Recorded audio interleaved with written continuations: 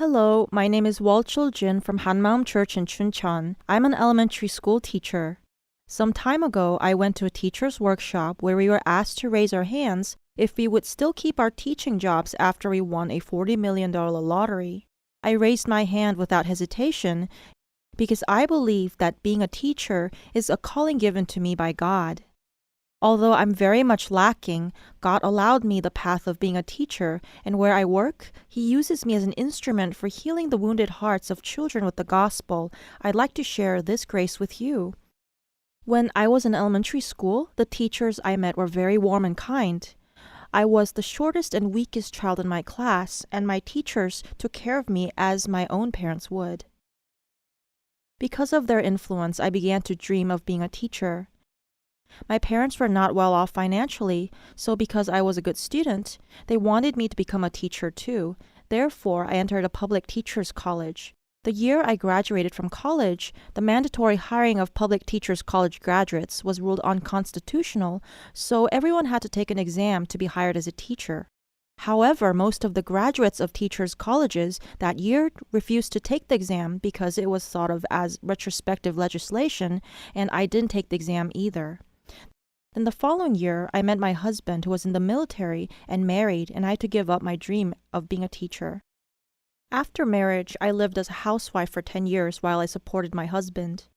As our children grew up and I had time to spare, I started to yearn for my unfulfilled dream. So despite my husband's protests, I prepared to transfer into a teacher's college. I knew that the chance of me being accepted was 12 to 1. So I prayed, God, if you let me become a teacher, I will share the gospel with my students. I probably knew that rather than the desire to save souls, I was full of the selfish desire to become a teacher, but He still answered my prayer. I was accepted into the Chuncheon National University of Education. Most of the peers in my department were in their 20s, and in order to take the transfer entrance exam, some of them had prepared for as long as 2 years. Knowing this, I thought God really must have granted my acceptance because I had only studied for 2 months before the exam. I became a teacher when I was 38 years old. Even though I started my teaching career much later than others, I didn't experience any particular difficulties. I taught in Wonju for 2 years, then my family moved to Chuncheon, so I applied for a transfer. My fellow teachers said that with my 2 years of experience in Wonju, it would be impossible for my transfer request to Chuncheon to be granted. And just as they had predicted, I was placed last on the transfer priority list, 87th out of 87 teachers. I really was green to the field. My third child was only a year old, and I would have to leave her with a nanny and commute from Chuncheon to Wonju every day. This was impossible, so I prayed to God. At the time, only about 50 transfer requests were usually granted, but that year was special because 84 transfers were approved. And amazingly, some teachers chose to forfeit their transfers. So, to the astonishment of my colleagues, I was able to transfer to Chuncheon. The assistant principal at my new school said to me, "Mrs. Jin, you must have some strong backing from the higher-ups." So I smiled and said, "Yes, I have God's backing." As I had promised to God, I shared the gospel with my students, but I did it as an obligation without a desperation for souls. Then I received a complaint call from a Buddhist parent and stopped sharing the gospel. I felt like God was going to rebuke me for this and was feeling bad about it. Then I remembered my high school Korean teacher. She had once said, "The day I lose my sense of purpose in being a teacher and teaching becomes just a means of earning a paycheck is the day I quit." Those words had become a great challenge to me. Even a non-believer like her had thought of teaching as a calling, but I was hesitating to live for my calling even though it was clear that God had allowed me this profession in order to save souls. While thinking about this, I saw my true state. Although I was attending church, I had no relationship with Jesus, and my faith was all about seeking worldly benefits. My sights were only set upon the visible world, so I couldn't understand what Jesus was talking about when He talked about eternal things. That was why I couldn't tell other people about those things either. I had attended church since my second year of middle school. I didn't have an interest in Jesus, and I attended church without any personal relationship with Him. After marriage, I even stopped attending church. Then, through my friend's suggestion, I started a new life of faith at Hanmaum Church. Then I started thinking about whether Jesus had really existed, and if he had, how I could believe in this man as God. As I looked through my high school textbooks and history books, I could confirm that the man named Jesus had really existed. However, I couldn't believe in a human being as God. One day, I watched the movie called The Passion of Christ at church. The Jews were shouting for the crucifixion of Jesus, who had claimed that he was God. And I saw myself among those Jews, shouting along with them, "Crucify him." From their point of view, it was clear that he was a man. But because he was saying that he was God, they had not hesitated to nail him to a cross.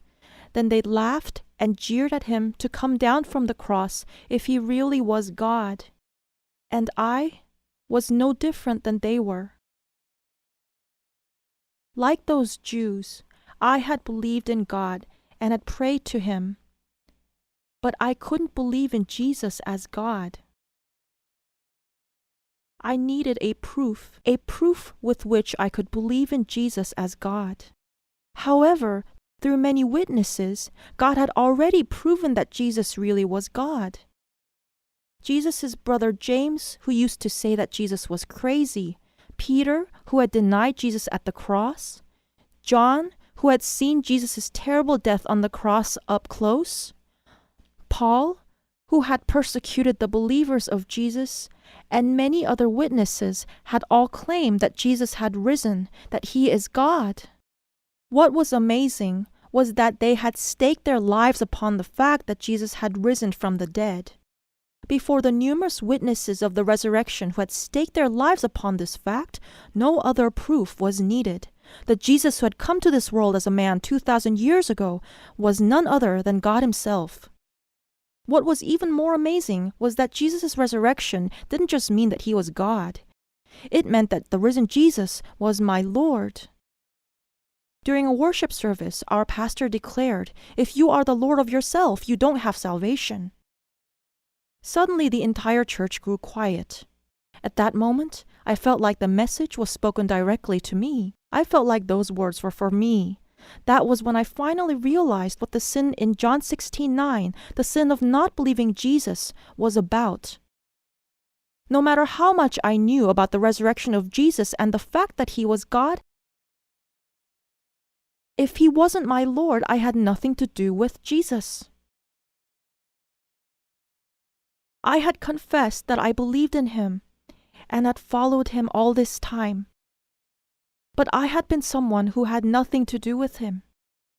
That was so scary to me. "Please save me, Lord." That was all I could say as I knelt. At that moment, I remembered the verse that the pastor had often showed us. For this very reason, Christ died and returned to life so that he might be the Lord of both the dead and the living.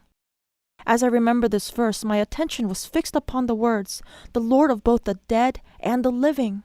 Both the dead and the living. Both the dead and the living. Jesus already became our Lord. When I realized this, I confessed, "You are my Lord and my God," from the bottom of my heart. The fact that the risen Jesus had died and risen again was to become my Lord filled me with joy and freedom. At last, the resurrection of Jesus became good news to me too. And I realized that regardless of what I confessed, I'd always been his, that Jesus had already been the Lord of my life and led me faithfully throughout it. I confessed with all of my heart, "Lord, just as you led my life faithfully, I will now become your faithful servant." After God heard this confession, he started to use me as an instrument to restore the wounded hearts of children with the gospel. As my term at my current school ended and my transfer application deadline approached, a church member asked me if I could transfer to the school where she worked. At the time, I was thinking about transferring to a big school near my home so that I'd have less administrative duties and focus all of my efforts on my students. Therefore, I didn't want to transfer to her much smaller school. But when she said that the school needed teachers who could take care of underprivileged students with love, it sounded like a request from God. I still felt conflicted, so one day during early morning prayer time, I asked God what I should do. Then suddenly I was reminded of Acts 1, where the disciples drew straws to select someone to replace Judas Iscariot. I thought, that's it. After I came back home, I wrote the name of that school, the name of the school I wanted, and the name of another school on pieces of paper, stuck them in my Bible, and told my 5-year-old son to pick one. Then he chose the piece of paper with that school's name on it. I wasn't happy with that, so I thought 2 out of 3 and made him pick again. Then he picked that school again. I took it as God's will and transferred to that school. In that school, 70% of the students were underprivileged, had only one parent, or are raised by grandparents. Because they hadn't received enough care from their parents, the students lacked confidence and were subject to game addiction, ostracizing each other, and group misconduct. I wanted to help these children somehow. Then I happened to hear the testimony of a senior in high school during youth worship service. It was about the changes in his life. He said that he had received compliments from a teacher who used to dislike him enough to avoid him. He said that he had stopped drinking and smoking and that his dismal grades had skyrocketed. The high school senior said that his life changed after meeting the risen Jesus and accepting him as his Lord. When I heard this testimony, I was filled with hope for my students. So the next day, I visited the school principal and said, "There's nothing that can change our students except for the gospel. Please allow me the chance to share the gospel with students during summer vacation." The principal was also Christian, and he had a strong love for the students at his school. He gladly gave me permission, though it was a risky thing to do for him. My husband was running a vacation lodge in Hwacheon at the time, so I started a 10-day summer camp with the help of fellow teachers from my church and began taking applications from students who had no one to take care of them during the summer break. The students received extra help with their studies, enjoyed various activities, learned praise songs, and heard the gospel. The kids who heard the gospel repented of their sin and received Jesus as their Lord. Then a great joy came upon these children, and the ones who used to make trouble became as gentle as lambs. There was a teacher who had always had a hard time because of one troublesome student, but after this student came back from summer camp, she was astonished at the child's transformation. The principal, who had seen the changes in the students with his own eyes, allowed us to run a winter camp as well, and the children who had heard the gospel through the summer and winter camps formed small churches at school on their own to give worship and pray for their fellow students. Even after I left the school, students would come to visit my husband at his lodge and have fellowship with him about the Word. In my last years at that school, I was teaching 4th grade, and peer ostracism was particularly severe in that class. I had no idea how to break down the hardened walls that had built up over several years. I first taught the students praise songs about the love of God in His heart. We sang them every day, and I shared the gospel whenever I could. There was a boy who was severely ostracized by his peers. His parents were divorced when he was very young, so he lived with his grandparents. When I visited his home, I saw that it was a damp, messy basement. It was heartbreaking. He lacked confidence in everything and cried easily at the words carelessly spoken by his fellow students. During 3rd grade, I heard that he had often sat at the windowsill of his classroom and talked about stepping off of it. So I gave him special care. I got close for him through the help of church members and took him to my home on Fridays after school to spend time with him. Then I'd take him back to his home on Sundays after Sunday school. When he heard the gospel, he accepted Jesus as his Lord and was so happy. After that, he didn't cry when his friends teased him. Sometimes he responded by declaring, "Jesus is my Lord." I'll never forget the sight of him dancing to a song called "Heaven is Like a Treasure Hidden in a Field" with a big smile on his face during a Sunday school worship. It was a joyful time for everyone. When we discovered that he had a talent for writing, I encouraged him to write more. Then he won 1st place at a writing contest, and he received a monetary prize as well. When I praised his talent and boosted his confidence in even small matters, he began to be acknowledged as that talented writer, and kids no longer treated him like an outcast. He began to find his confidence, and his gloomy face turned bright and happy. And he didn't talk about killing himself anymore. Through this experience, I was assured that the gospel really can change people, and I thanked God for giving us the gospel. When I moved to another school, I met a second grader who was so immersed in gaming that he had mastered games that teenagers play. After I found out how serious his condition was, I visited his home and talked about him with his parents. His mother was stunned to hear about her son's state, so I talked to her about a brother at my church who had been addicted to games as I came to naturally share the gospel with her. She said that it would be okay to share the gospel with her son too, so I asked my son, who was in the 3rd grade, to do just that. Amazingly, after several meetings, the boy accepted Jesus as his Lord and quit gaming on his own. One day his mom visited my classroom and said, "My son doesn't play games anymore. He says that it no longer interests him." One day she said that the boy asked her, "Who's your Lord, Mom?" And she's answered, "I am." Then he replied by saying, "You need to believe in Jesus as your Lord." She was surprised that her son now prayed all the time about everything. Teachers at school said that the boy's facial expression had become gentle and that he had changed a lot. After seeing the change in him, his mother asked me to take him to church.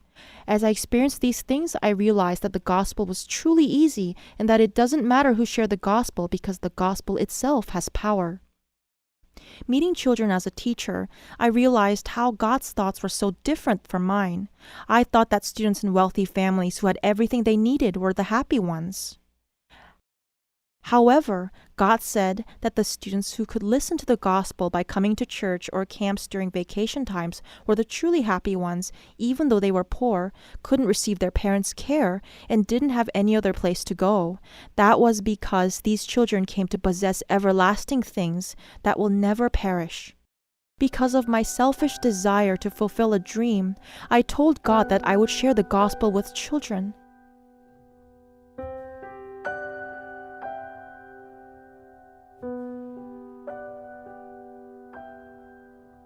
But God still received this prayer of mine and filled my cup till it overflowed.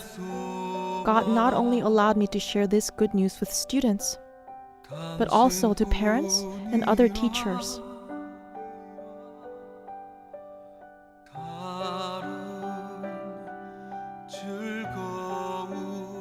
God says that a soul is worth more than all the universe. No one can buy the universe with $40 million.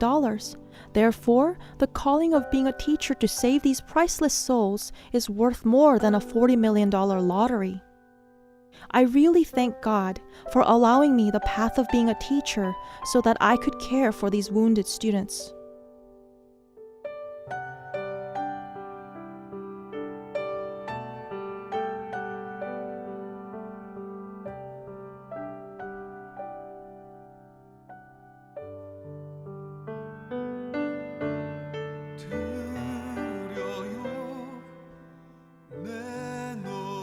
Until the day I meet Jesus, I will carry on